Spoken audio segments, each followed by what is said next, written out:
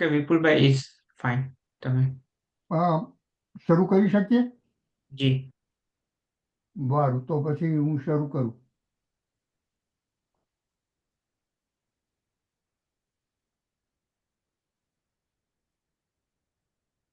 ભાઈઓ અને બહેનો, ઈલાબેનનું તો આપણે સ્વાગત કરીએ. એમનો પરિચય આશાબેન આપશે, પણ કેટલું પ્રાસ્તવિક રજૂ કરવાની છૂટ લઉં છું. ગયા સોમવારે 27મી જાન્યુઆરીએ આંતરરાષ્ટ્રીય સ્તરે હોલોકોસ્ટ સ્મૃતિ દિવસ મનાવાયો હતો. એ 80મી વર્ષી હતી. યુરોપીય યહૂદીઓના નાઝીઓ વાટે થયેલા જાતિ સંહારને માટે આ હિબ્રુ શબ્દ હોલોકોસ્ટ ચલણમાં આવ્યો છે. પોલેન્ડના ક્રેકાવ નગરથી આશરે 50 કિલોમીટરને અંતરે આઉશવેટ્સ સ્થળે બીજા વિશ્વયુદ્ધ દરમિયાન આશરે 1.1 મિલિયન યહૂદીઓ, પોલિશ, રોમાની તેમજ ઋષિ કેદીઓનો આ જાતિ સંહારમાં સમાવેશ થયો હતો તેમ જાણકારો નોંધે છે. મિત્ર અશોક કરણિયાની આંગળીએ નવેમ્બર 2016માં આઉશવેટ્સની જાત્રાએ જવાનો મને મોકો મળેલો તે સાંભળી આવે છે. વારું, યહૂદીઓ પ્રત્યેના નક્કર ધિક્કારનું આ પરિણામ હતું. ખેર, આજે આપણે અનેક સ્તરે ધિક્કાર પ્રવર્તતો જોઈએ છે. કેટલા અણગમા, કેટલું અજ્ઞાન, કેટલી અસલામતી, પોતા વિશેના અભિપ્રાયમાં આવેલી કેટલી હીનતા, અનેકાનેક કટ્ટરતાઓ, વળી ખુદને જળોની જેમ વળગેલી ઊંડી અદેખાય, પણ આવા ધિક્કારને સારું ચારો પૂરો પાડે છે. દલિતો, આદિવાસીઓ, મહિલાઓ, સમલિંગી જમાત, વિધર્મીઓ, અન્ય ભાષીઓ, ભિન્ન જાતિઓ સામે નામે આ ધિક્કાર રાસડા જ લે છે ને. આ આપણો જાગતિક અનુભવ આજે. આવા જ કોઈક પ્રકારના હીણપક્ષા ધિક્કારનો, ઘૃણાનો તેમજ પૂર્વગ્રંથિઓનો સામનો હિન્દવી જમાતે દક્ષિણ આફ્રિકામાં અનુભવ્યો હતો.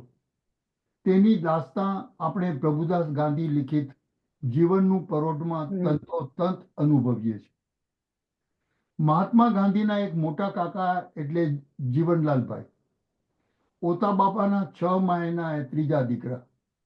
એમને ખુશાલચંદભાઈ નામે એક દીકરા જે મોહનદાસ ગાંધીના પિતરાય થાય. ખુશાલચંદભાઈનો 4 પુત્રો, એમાં છગનલાલ ગાંધી મોટેરા, પછી આવે મગનલાલ ગાંધી અને પ્રભુદાસભાઈ ગાંધી છગનલાલભાઈના 2માના એક દીકરા. આમ જોવા જઈએ તો પ્રભુદાસ ગાંધી મહાત્મા ગાંધી પછીની ત્રીજી પેઢીનું ફરજંદ. સન 1948ના પ્રથમવાર પ્રકાશિત જીવનનું પરોઢ ગાંધીજીની આ ધિક્કાર સામેની લડતનો સિલસિલાભર્યો અહેવાલ જ જાણે જોઈ લો. તેમાં ગાંધીની વાત છે જ, પણ તે વેળાના હિન્દવી જમાતના સવાલો, તેના ઉકેલો, તેને માટેની લડતો, ફિનિક્સ વસાહત માહેની વિગતવાર નોંધો, તોસ્ટોલવાડીની વાતોય સવિસ્તર જડી આવે. ઉમાબેન ધુપેલિયા મિસ્ત્રીના 2 પુસ્તકો, Gandhi's prisoners, the life of Gandhi's son Manilal તેમજ Gandhi's African legacy, Phoenix settlement 1904 to 2024, આ હિસ્ટ્રી થ્રુ લેટર્સ પણ આપણને સારું અગત્યના ઓજારો છે. વળી રામચંદ્ર ગુહાએ પણ ગાંધી બિફોર ઇન્ડિયામાં વિગતે ચિતાર આપ્યો છે. આ સિવાય બીજા અનેક પુસ્તકોમાં સામગ્રી જોવા વાંચવા સાંભળે છે. આ બધું છતાં મારે મન જીવનનું પરોઢ એ માત્ર ડાયસ્પોરિક ગુજરાતીના જ નહીં, બલકે તમામ ડાયસ્પોરિક હિન્દવી વસાહતના પરોઢને સમજવા માટે, પામવા માટેનું એક અતકેરું ઓજાર છે. માટે આજનો અવસર. ઈલાબેન ગાંધી સરીખા મશાલચી કનેથી આજે આપણે ફિનિક્સ વસાહત માયના એના સંસ્મરણો પામશું. આ અને આવા સંસ્મરણો દ્વારા આપણે દરેક આ સઘળા ધિકારોને, ઘૃણાઓને તેમજ પૂર્વગ્રંથિઓને દેશવટો આપી શકીશું અને માનવતાને ઉજાડીશું તો આજનો ઉપક્રમ ખૂબ લેખે લાગશે. જાણું છું સામે સમય અપૂરતો છે અને બીજી કામનો પારાવાર ઢગ ખડકાયો વર્તાય છે, પણ છતાં આપણે આ કામોને નિપટવાનો આદર કરીએ જ કરીએ, કેમ કે એમ કરતા કરતા ક્વચિત કામોને પહોંચીએ વળવાનું થાય તેમ બને. વારું આજના માનવંતા વક્તાનો પરિચય આશાબેન બુચ આપવાના છે. એમને હું આગળનું સંધાન કરવા ઇજન આપીશ. આશાબેન. ગુજરાતી સાહિત્ય અકાદમી વતી બધા શ્રોતાજનોનો સત્કાર કરું છું. આદરણીય ઈલાબેન ગાંધીનો પરિચય આપવો એટલે સુરત સામે દીવો ધરવા જેવું. પણ એમ કરવા છતાં પરિચય આપનાર દીવાની શોભા વધે એટલે આ સૂચન સ્વીકાર્યું. આ તક આપવા બદલ GLA નો તહેદિલથી આભાર. ઈલાબેનનો જન્મ ડર્બન, દક્ષિણ આફ્રિકામાં. ગાંધીજીએ શરૂ કરેલ ફિનિક્સ આશ્રમનું સંચાલન કરવાનું અને ઇન્ડિયન ઓપિનિયનનું તંત્રીપદ સંભાળવાનું અતિ મહત્વનું કામ કરનારા એવા તેમના પિતા મણીલાલ ગાંધી અને માતા સુશીલાબેનની શીરી છાયામાં ઈલાબેનનો ઉછેર અને જીવનનું ઘડતર થયું. અને તે પણ કેવું, જે કહે ને બાપ કરતાં બેટા સવાયા, એવું સાબિત કરે એવું. સોશિયલ સાયન્સમાં પ્રથમ પદવી મેળવ્યા બાદ તેમણે બાળકો અને મહિલાઓના કલ્યાણ માટે કાર્ય કરતી સંસ્થાઓમાં સેવા આપી. આફ્રિકન નેશનલ કોંગ્રેસની સહભાગીદારી સાથે ક્વઝુલુ નતાલના પ્રતિનિધિ તરીકે દક્ષિણ આફ્રિકાની પાર્લામેન્ટમાં 2 દાયકા સુધી ઈલાબેન કાર્યરત રહ્યા અને આ રીતે ત્યાંની આમ પ્રજાનો અવાજ સરકારી તંત્ર સુધી સતત પહોંચતો રાખ્યો. ગાંધીજીએ આપેલ તાવીજને સતત હૈયાસરસું ચાંપીને ઈલાબેને દક્ષિણ આફ્રિકાનું પ્રજાહિત સાધવાના ધ્યેયને જ કેન્દ્રમાં રાખ્યું. રાજકીય કારકિર્દીની અવધિ પૂરી થતાં તેઓએ ઘરેલું હિંસા નિવારવા, ખાસ કરીને બાળકો અને મહિલાઓને તેમાંથી ઉગારવા માટે સંગઠનો ઊભા કર્યા. એ ઉપરાંત Mahatma Gandhi salt march committee અને મહાત્મા ગાંધી ડેવલપમેન્ટ ટ્રસ્ટની ધુરા પણ સંભાળી. ઈલાબેન રિલિજન્સ ફોર પીસ ઇન્ટરનેશનલના સહમંત્રી અને Metta centre for non violence USAના નિયામક મંડળના સભ્ય પણ છે. આ રીતે જાહેર જનતાના હિત માટે કામ કરનાર વ્યક્તિઓ કે એમને ઉંમરની કોઈ સીમા નથી હોતી.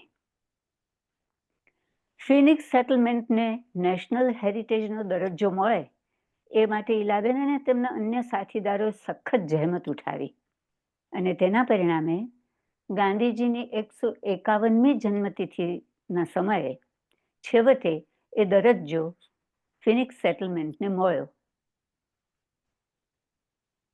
હવે આટલું કામ કરનારને અન્ય લોકો પારિતોષિકથી નવાજેમાં કંઈ નવાઈ નથી. Community Christ international peace award અને ભારત સરકાર તરફથી પદ્મભૂષણના ઇલકાબથી ઈલાબેન નવાજિત થયા છે. પરંતુ આ બધાથી વિશેષ એમના કાર્યોના લાભાર્થીઓ અને સાથીદારોના આદર અને સન્માનની તેમને જે ભેટ મળી છે એ તેમને મન અત્યંત મૂલ્યવાન છે અને આપણે મન પણ એનું મૂલ્ય અનેક ગણું છે. આટલી પૂર્વી ભૂમિકા બાદ સન્માનની ઈલાબેનને એમનું વક્તવ્ય રજૂ કરવા વિનંતી. Ilaben.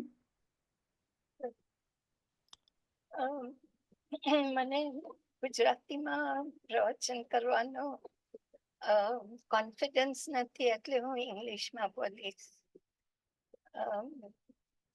My life at Phoenix Settlement was intertwined with Gandhiji's life. I'm just going to share the screen. All right. દેખાય છે? ના હજી ચાલુ નથી થયું. તમારે પેલું શેર ઉપર ક્લિક કરવું પડશે ઝૂમ માંથી. ઓકે. શેર સ્ક્રીન જે તમે હમણાં કર્યું હતું.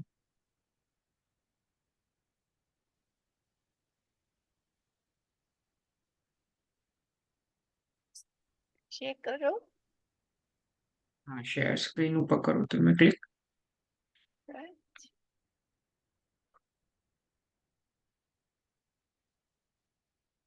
Now can ના નોટ યેટ. Now, દેખાય? now, yes, Now it's okay. All yes. right.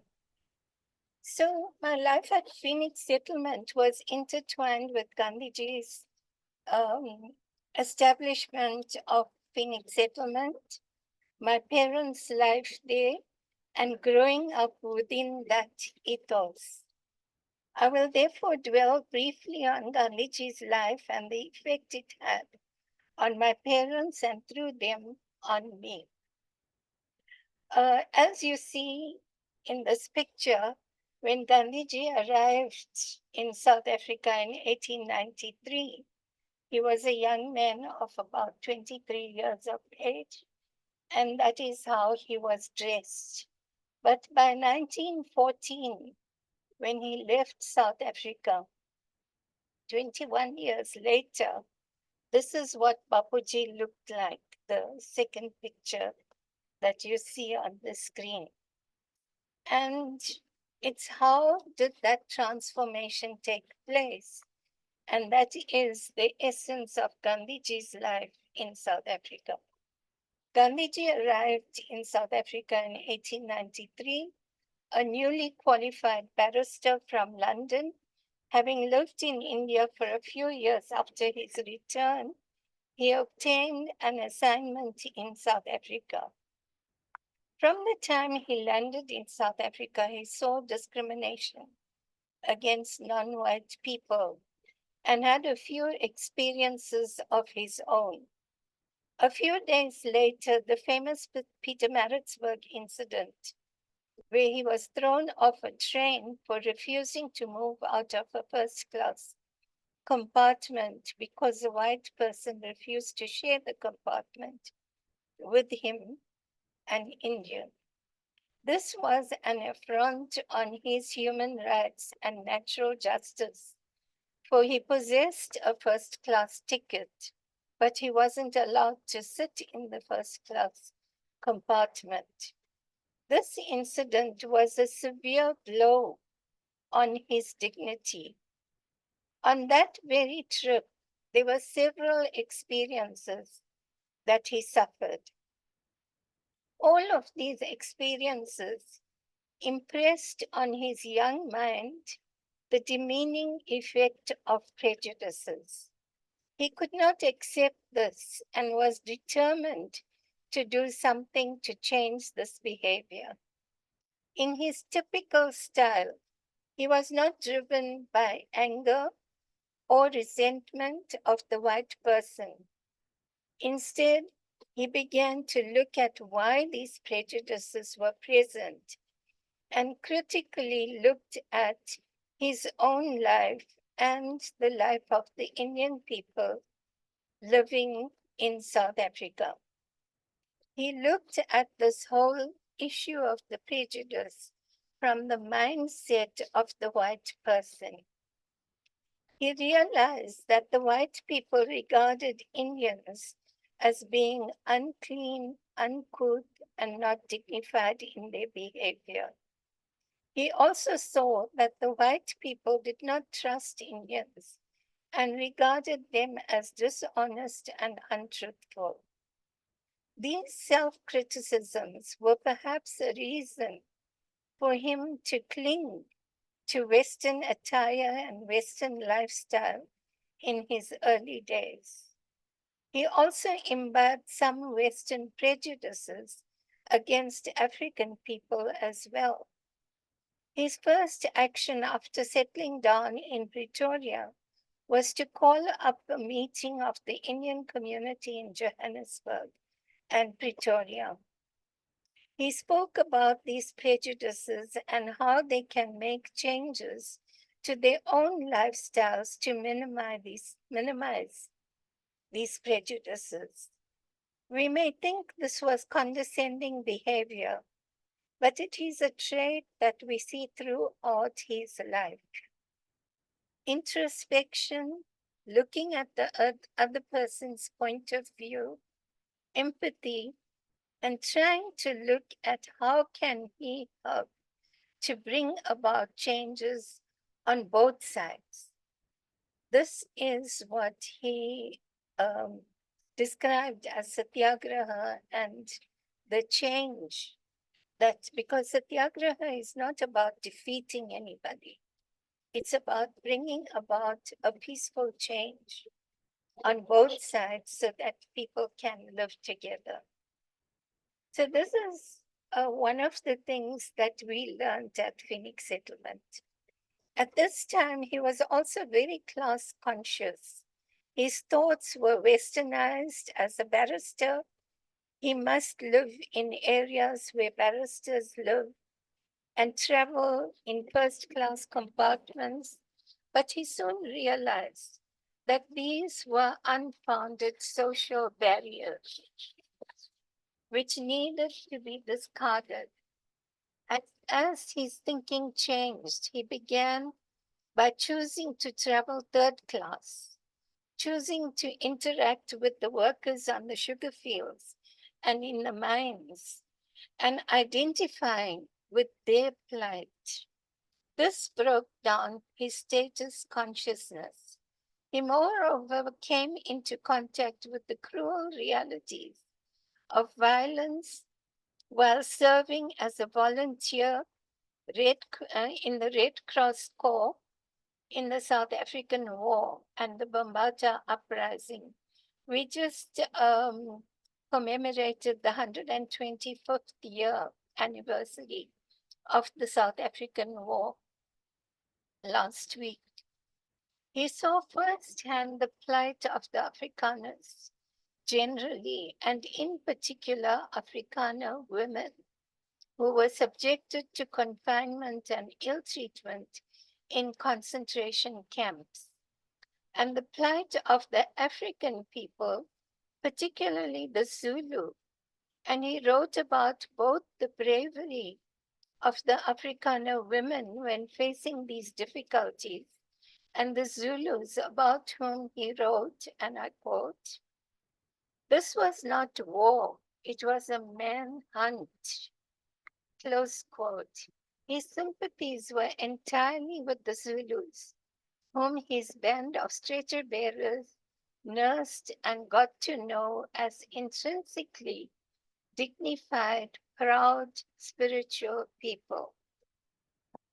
All these experiences and his extensive reading of various philosophers and scriptures drove him in 1904, 11 years after his arrival in South Africa, and at the age of 35, to embark on a journey towards a new way of thinking and living. Gandhiji realized that in order to create an ideal society, free of inequality, prejudices, and exploitation, there was a need to begin the development of new thought and new way of living, which reduces the divisions between human beings. And as Vipul Bhai said earlier, this realization came through his reading of Tolstoy, Ruskin, and others, the scriptures, Bhagavad Gita, Quran, a Bible. And from those scriptures, he learned that this is how he should change his life. So very briefly, and I'll just show you this slide. Yeah. Sorry. So very briefly, the changes were affluence to simplicity, urban life to rural life, class consciousness to communal consciousness, learning about nonviolent action, conscientization and mobilization of the community, mastering the art of satyagraha and sarvodaya, achieving the first success in 1913, 9 years after the Phoenix Ashram and 3 years after the Tolstoy Ashram was set up in Johannesburg in 1910 and closed in the same year as he moved back to Phoenix settlement. So these were some of the things. There were many more, but these I thought were the most important, so I put them down. Broadly, he describes the new lifestyle as incorporating self-reliance through cultivation of own food, skills to sew and make own garments, and create other basic things required for daily living. Example, through carpentry, leatherwork, and other basic mechanical skills. At Phoenix, they all received the same stipend. There was no difference between people who did certain kinds of jobs and people who did other kinds of jobs. Everyone learned all the skills in terms of household chores, gardening, and newspaper production, which happened at the press in producing a weekly newspaper called the Indian Opinion. Responsibilities were shared, and there was no distinct role in terms of gender, color, religion, etc. There was an emphasis on preservation and conservation under simple conditions. There was no electricity, no sewer system, no water reticulation. Families had to find water and to learn to collect rainwater in tanks and create ways to use the water for the various purposes. All the residents learned this, and my parents lived in this style, and we were brought up in this way. As a child, I grew up learning how to do all the work in the house, in the garden, and in the press. So everything was done manually. And so as I grew up, I learned each thing manually. How to fold the newspaper, then how to write the addresses on the wrappers, then how to compose, and all the things required to run a printing press. His first revelation during this time was change starts with us, and it works within us, and that influences our behavior and lifestyle. So change starts within us, and it influences the way we behave and the way we live. He convinced his family and some of his friends to accept this new mode of lifestyle. He moved from his beautiful home in the center of Durban with all the amenities to a simple rustic house in the district of Inanda and an unserviced area about 16 miles out of Durban. He bought an 80-acre piece of land, and 20 acres were bought and donated to Gandhiji by Mr. Kallenbach, making the extent of property to 100 acres. Here he invited his friends who agreed to change their lifestyle and begin this new experiment. They built individual houses and were given a small piece of land to cultivate their own vegetables. Each one received the same remuneration no matter what work they did. Significantly, the land is situated adjoining the Shembe settlement and the Dube settlement. Mr. Shembe had started a religious sect which imbibes the best in traditional African religion and the Nazareth beliefs. It is one of the biggest African traditional churches in South Africa. Highly spiritual and disciplined, Mr. Dube was trained in the USA, influenced by the Baptist tradition, and imbibed some of the teachings of Booker T. Washington. Both Mr. Dube and Mr. Shembe respected all faiths, believed in social justice, believed in peaceful means of struggle, self-reliance, and universal values. They ran programs to develop self-respect and character of their followers, and they both had a formidable following. Mr. Shembe had a spiritual community that lived according to their faith tradition, and Mr. Dube, while a lay preacher, started a school where the children were taught skills in various useful technologies. Gandhiji's Nai Talim, or new curriculum, could have been influenced by Mr. Dube's school.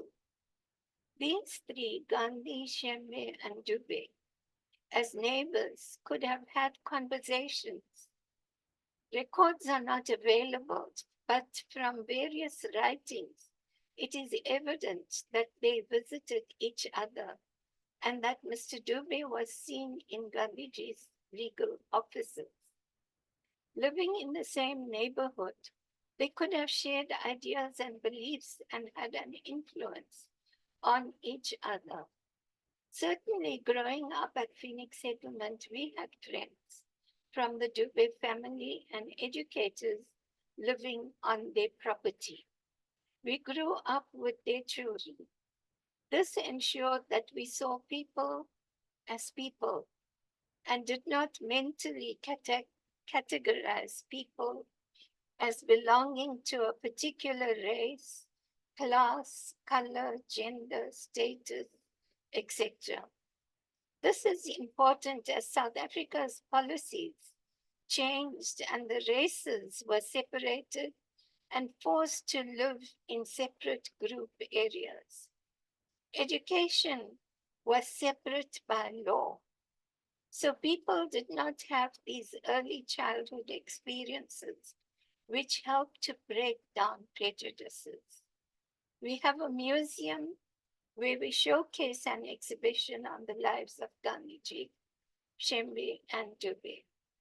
We have named this exhibition The Seeds of Democracy, defining democracy as conversations among people. Dube went on to be the founder and first president of the African National Congress in 1912. And when President Mandela cast his first vote in 1994, he came to this place, to Mr. Dube's home, and he cast his vote there. Now, the second revelation was the importance of spirituality. And this was central to Bapuji's ability to forgive, to reconcile, to adhere to truth, honesty, self-control over emotions, such as anger, envy, lust, greed, arrogance, and violence. These are behaviors manifested in daily life, and these can be controlled by developing spiritual strength. This is what we learned at Phoenix through my parents and through Bapuji's teaching. Daily interfaith prayers were a common feature of life at Phoenix Settlement. And one resident of Phoenix Settlement wrote, and I quote, "At the daily prayers and the Sunday services at Phoenix, there was a joining together of men, women, and children in a united spiritual exercise. Hindus, Muslims, Parsis, and Christians sang hymns and read the various scriptures in different languages. This, to my mind, was a unique example of a universal church service where no particular religion was placed in a superior position and where truth and love were acknowledged to be the universal attributes of God. This is what a person wrote about these spiritual learnings, and that is the tradition in which I was brought up, and my brother and sister were brought up. Spirituality was important, but not to be confused with fanatical ritualistic beliefs. For Gandhiji, spirituality was linked to karma or to deeds or to what you do and universal values, the values that we live. So for Gandhiji, this is what spirituality actually meant.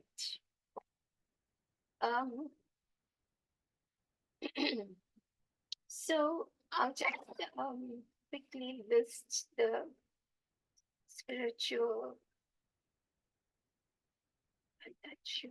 yeah. So applying values he had learned in his childhood to his life. So to do what you believe in, not to just have them as principles, but do other things. So Bapuji's lifestyle was what he believed in. He put it into action. He walked the talk, as we say today. And these were compassion and empathy. I've already talked about empathy, but also compassion for people who were the poorest. Bapuji was always concerned about the poorest of the poor. Truth and honesty, simplicity, respect for all, breaking down barriers, value of nature, care of the environment. These were some of the values that he inculcated, he taught at Phoenix Settlement, and got all the people to understand these values and begin to apply them in their daily life. So growing up at Phoenix, this is what we learned. The third thing was humility and willingness to learn from others. To this end, Gandhiji proclaimed himself as a lifelong learner. He also learned the need to develop nationalism for purposes of mobilizing and patriotism to arouse a commitment to the struggle for liberation from bondage. But he also knew and promoted internationalism to create a humane, accepting, and loving international spirit among all people. He tried to develop a spirit of agape, an unconditional love for all people and nature. People who had accepted that the situation in South Africa is what it is and we cannot do anything about it. Changed through the development of self-respect, nationalism, and this brought them together to work for change and both in South Africa and India. In India, he also developed patriotism, made them willing, and this made them willing to struggle to the end to free their motherland. In South Africa at the time when Bapuji was there, he did not see Indian people accepting Africa as their motherland.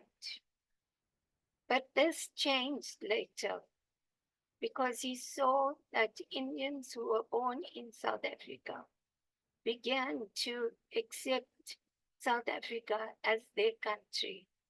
And so patriotism also developed in South Africa, both amongst African and Indian people and amongst all the people of South Africa.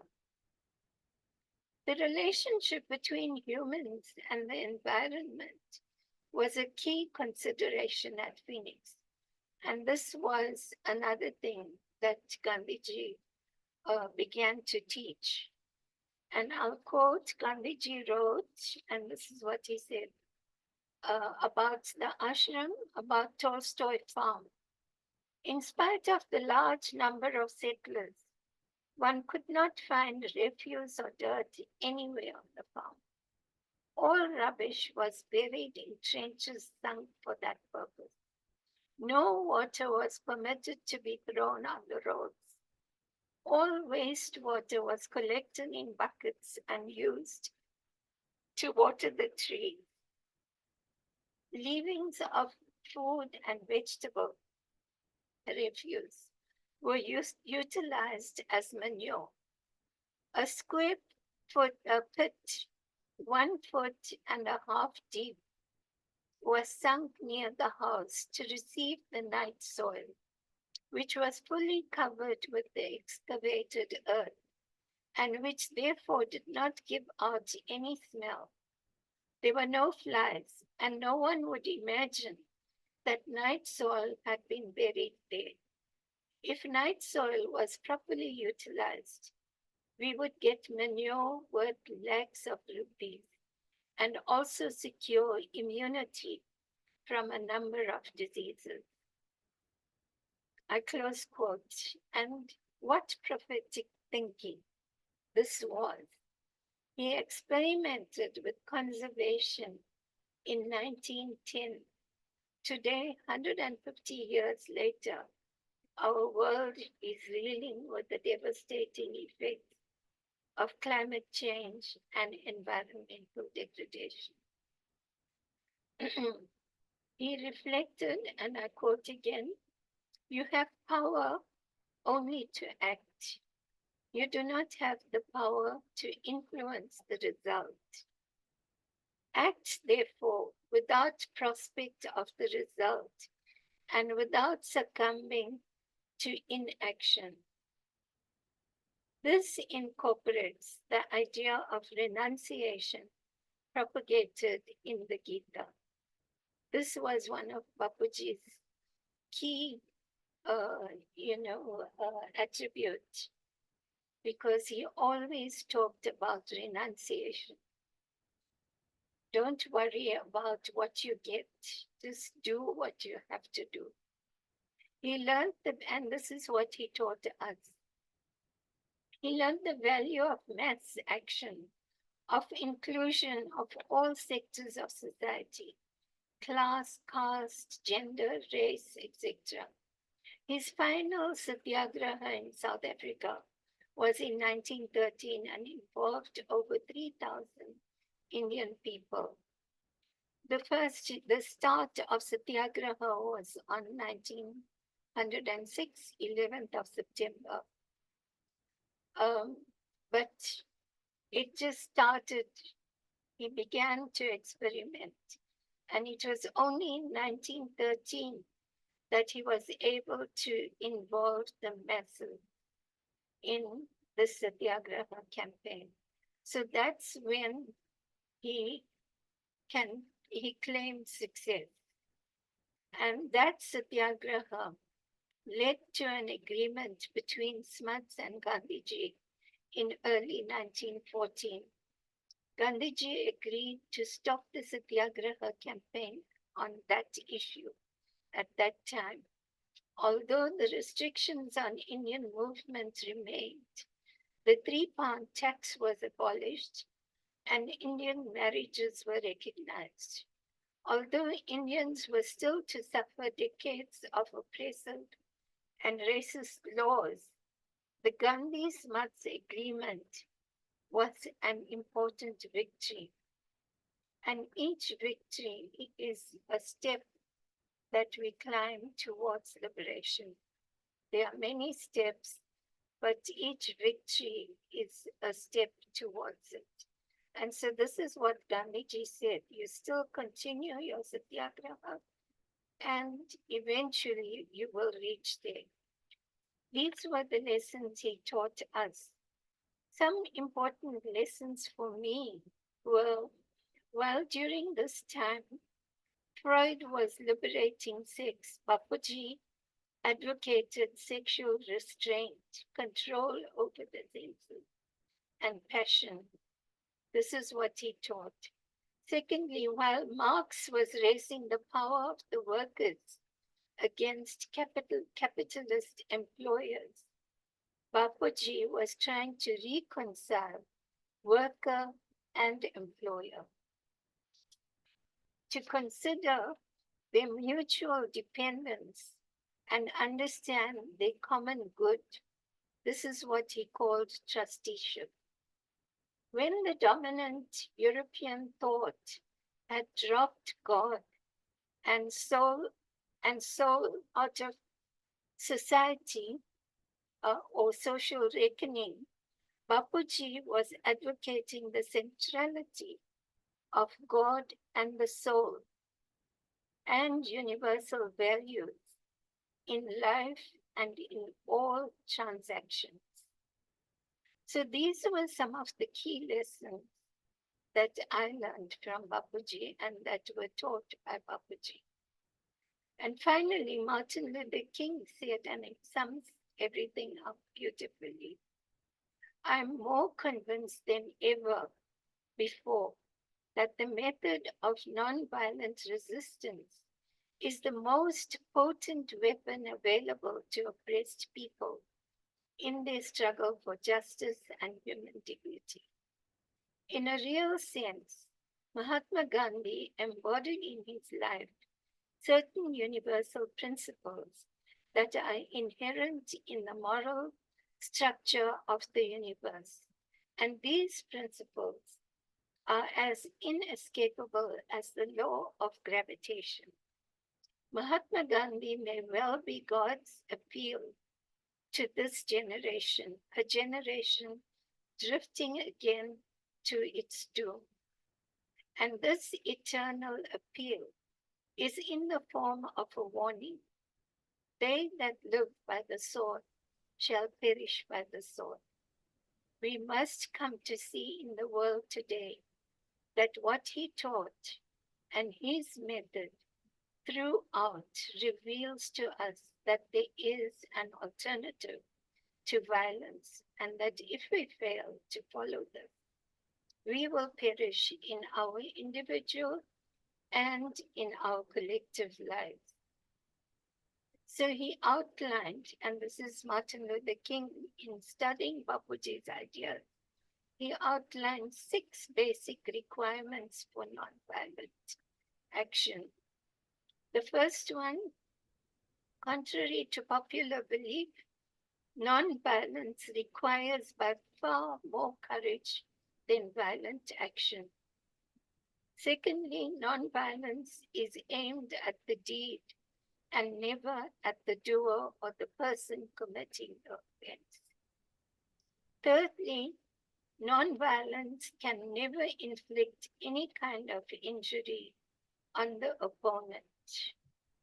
Fourthly, nonviolence is based on the idea that a suffering must be accepted by the practitioner and never must there be a cause to inflict suffering on the opponent.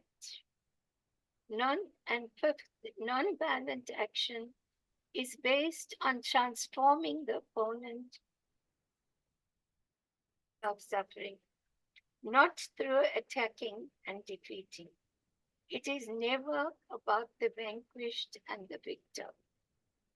And sixth and final, nonviolence is based on the principle of agape, or the all-embracing love through which people can change. So yesterday at a workshop, I learned this new thing. I think you might have read about it. I forgot the person who has written about it. But what he said is that with one hand, you say stop, but you reach out with the other hand like this to shake hands with the opponent. I love you. I am your friend. I shake your hand. But stop the wrong that you are doing. So this is what basically is the message that Bapuji taught us at Phoenix and lifts that legacy for all of us at Phoenix. I will show you some pictures just to show what Phoenix is like and what is being done very quickly. If we have time, Vipulji, can I show the pictures? Yes, please. Okay. Okay, so this is Sarvodaya. I think you've got this building in your invitation. That's how it's painted today. And look at on this one side, there's a tank, water tank. This was Bapuji's original house, and they harvested rainwater in those tanks. There was no water inside the house, running water. It came from this tank. This is inside Sarvodaya now. We are just sitting on the bench, and there is a little curtain, sort of, which depicts the Dandi March. This is the entrance to Phoenix Settlement. This is the garden at Phoenix Settlement. And that is a house that was built by my father in 1946, designed and built by Mr. Callenbeck, who was an architect, and he was a trustee of Phoenix Settlement. Again, this house inside had the same simplicity that Sarvodaya had. Each one of these blocks that this house were built by hand by us. I remember as a child, I was 6 years old, but I also had a hand in building those blocks individually.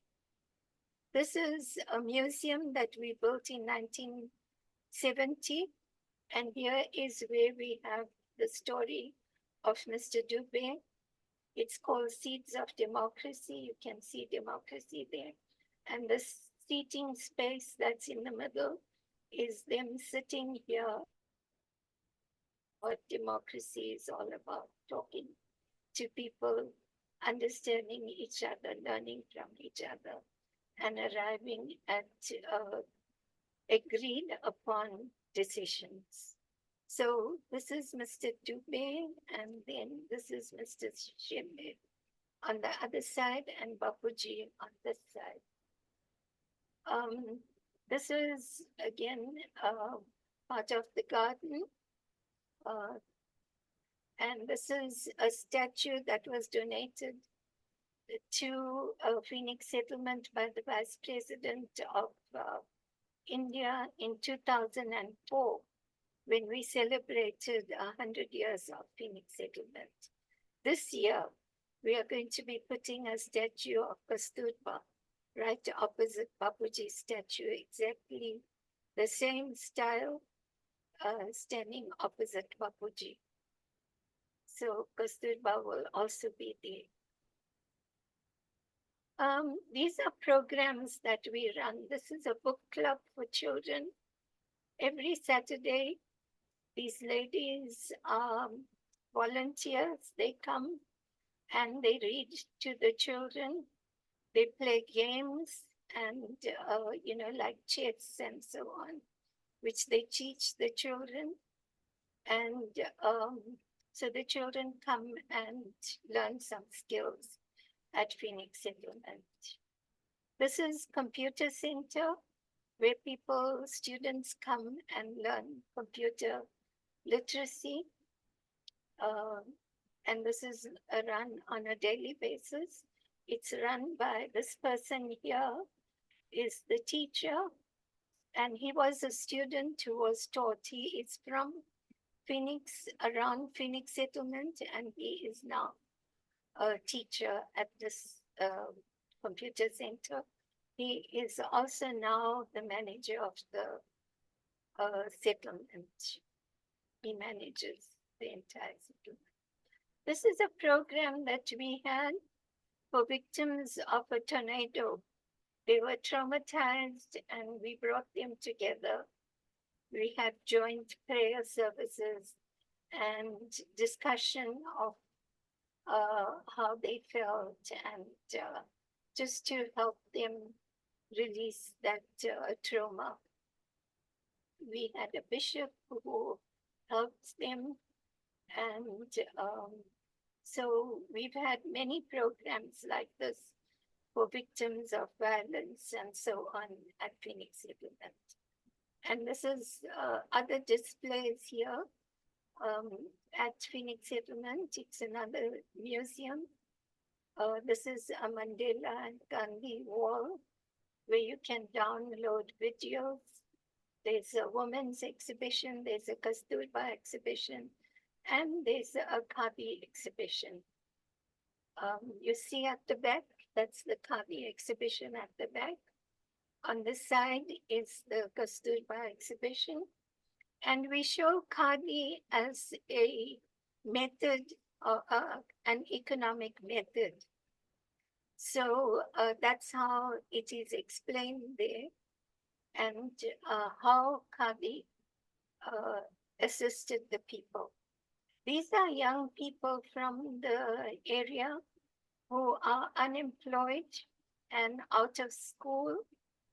And this is a person from our Department of Employment who came there to speak to these children and give them skills on how to find jobs, how to write CVs, and so on. So we have these programs every year at Phoenix Settlement. This is a program which was run at the DUT, that's the Durban University of Technology, run by us, and it is the early childhood development training of child care workers. So these are all child care workers from various areas, and we train them on how they can bring in peace education into the curriculum. This is paintings done by little children for Bapuji's birth anniversary. This is a program we had recently to observe Bapuji's Jayanti. And we had the consul, we had prominent people. He's our mayor, the Durban City Council mayor. These were the people who did interfaith prayers belonging to different religious faiths, including Jewish and traditional African faiths. And then women, we have lots of women. We look at women empowerment. And then we have children. These children came and gave us ideas about what should be done at Phoenix. So children were involved. This is Consul General of India to South Africa. This is Consul General of the US to also to KwaZulu-Natal. And then we had this roundtable discussion on writing the economy based on this book, Writing the Economy. And we had these discussions to look at economic models and what we can do to promote some of these ideas. So the old Phoenix, this is the old Phoenix before it got destroyed. So Phoenix rose like, like the bird, the traditional bird, from the ashes, and several times Phoenix had to go through very traumatic experiences when everything was broken, houses were built, the 100 acres were all occupied. Today we have only 3 acres on which we are running our programs, from 100 acres to 3 acres. But on those 3 acres, we also have the school. And today, all this area is occupied by houses. It's no longer like this. In Bapuji's time, it was like that. These were all the settlers at Phoenix. And this is a wedding. Mr. West, I think, got married, and this is a picture of that wedding. This is how the house, Sarvodaya, the house that you saw, at that time, in Baputi's time, these were wooden pillars. Today we have cement pillars that you see. But in those days, these were wooden pillars. So you know Arun Bhai, this is my brother Arun Bhai, and Sita Ben. I think I wasn't born, or I might be a baby somewhere. And these are my father and mother, and some of the people, they all members of NIC and TIC, Dr. Dadu and other people from the liberation movement. So my father went several times to prison, participating in the liberation movement. This is my mother, and that's me as a baby. That was the old press building. Today it's brick and tile, but that was the old press building. It was, ants, white ants, and the iron got rotten. And so in 1946, around that period, we had to break that down and build the new press building, just like the new house, the block house. So the press was also built there. This is a peace pole that was brought to South Africa, to Phoenix settlement, and planted by them at Phoenix. And this is a monument that Chief Ogle, the chief of all the indigenous peoples of the world, he came to Phoenix and he had a peace prayer here behind this whole place. And we built a little monument to commemorate that prayer, to bring about peace in the area. There was, as I say, there was unrest, and every building on Phoenix settlement was burned. We lost all the artifacts and everything that we had. Some very few things were salvaged from there, and those are being kept. Some are in Durban, others are all at the Gandhi Museum, National Gandhi Museum in India. So this is the monument to that. Thank you so much for giving me this opportunity. I hope I didn't take too much time. Ashaben?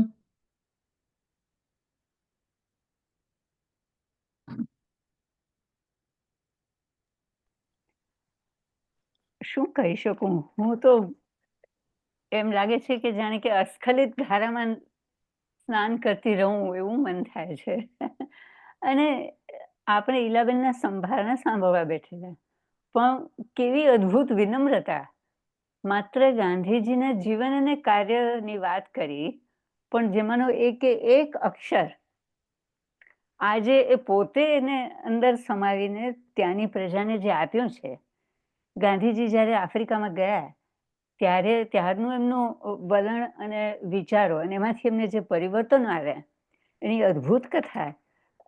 હું માનું છું ત્યાં સુધી આટલું સુંદર સમાવેશી વક્તવ્ય મેં ઘણા વર્ષો પછી સાંભળ્યું. મને 3 વસ્તુ બહુ જ મહત્વની લાગી. ઈલાબેને જન્મતાની સાથે કોઈ પણ પ્રકારનો ભેદભાવ જોયો, અનુભવ્યો નહોતો. એનું કારણ એ છે કે ગાંધીજીએ જે જોયું અને અનુભવ્યું એનો એમણે એવો સરસ અહિંસક રીતે જવાબ આપ્યો કે એમના પછીની પેઢીઓને આવો ભેદભાવ હોઈ શકે જ એ સ્વીકાર્ય જ નહોતું. એટલે એ એક બહુ ઉપસી આવે એવો મુદ્દો હતો. બીજી વાત હતી, જે રીતે તેઓ જુબે અને બીજા આફ્રિકાના નેતાઓ સાથે એમની નજીક રહ્યા, અને મને કોઈ દિવસ કલ્પનામાં નહોતું કે નઈ તાલીમના વિચારો ત્યાંથી પણ એમણે લીધેલા. આપણને સૌને ખબર છે કે ઝુલુ અને બોર વોરમાં ગાંધીજીએ સેવા આપેલી, અને બીજા ભારતીય લોકો. ટોલ્સ્ટોય અને રસ્કિન વાંચીને જે આશ્રમોનું નિર્માણ થયું અને એની અસર ત્યાંની સ્થાનિક પ્રજા અને ત્યાં કામ કરનારા ઉપર પડી. ઈલાબેન, અમે આજે આ આપના વક્તવ્યનું ભાથું લઈ અને ખૂબ ખૂબ વિચાર કરશું. અને આપે કહ્યું તેમ પરિવર્તન હંમેશા પોતાની અંદરથી થાય છે. અને ગાંધીજીએ જેમ પરિવાર અને એમના મિત્રોના જીવનમાં પરિવર્તન લાવ્યું, એમ આપના થકી પણ આપની આસપાસ કામ કરનારા, આપના સહકાર્યકરો અને અમારા જેવા શ્રોતાઓને એમાંથી અદ્ભુત પ્રેરણા મળે છે. મને અહિંસાના 6 મુદ્દાઓ બહુ ગમ્યા, જેના માટે હિંમત જરૂરી છે. એમ at the deed, not doer. જે સૌથી મોટો મંત્ર છે નિર્વેર કેળવવા માટે, વ્યક્તિ પ્રત્યે વેર નહીં, એના દુષ્કૃત્ય માટે. અને એટલે દુષ્કૃત્યને બદલવાની કોશિશ કરવી અને તે પણ એને પ્રેમથી સમજાવીને, એ એક અદ્ભુત સંદેશ છે. ગુજરાતી સાહિત્ય અકાદમી વતી હું તો ઈલાબેનનો હૃદયપૂર્વક આભાર માનું. પંચમભાઈ.